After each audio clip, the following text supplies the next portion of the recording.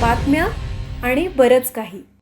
नमस्कार, मी सुद्धा महाराष्ट्र खबर न्यूज मध्ये आपल्या सगळ्यांचं स्वागत. जुन्नर तालुक्यातील पिंपळवंडी येथे अवघ्या 9 वर्षाच्या चिमुकलीवर लैंगिक अत्याचार करून तिची निर्घृण हत्या करण्यात आल्याची काळीज पिळवटून टाकणारी घटना घडली.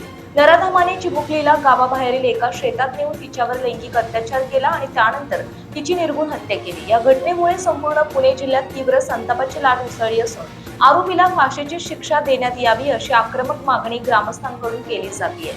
अशातच आता नराधमाचा पहिला फोटोही समोर आलाय. साहिल खैरे असं या नराधमाचं नाव असून तो बहिणीच्या घरी कामानिमित्त आला होता. त्यानंतर तो बहिणीच्या घरीच राहत होता. बहिणीच्या घराच्या जवळच राहणाऱ्या चिमुकलीसोबत त्याची ओळख झाली आणि त्यानंतर त्याने तिच्यावर हात टाकला. चिमुकलीला सायकलवरून जवळच असलेल्या ऊसाच्या शेतात नेले आणि तिथे तिच्यावर पाशवी अत्याचार केला. त्यानंतर आता सर्वत्र संतापाची लाट आहे. नराधमाने ओळखीचा गैरफायदा घेत तिला सायकल खेळण्याच्या बहाण्याने बाहेर नेलं आणि तिच्यावर अत्याचार केला.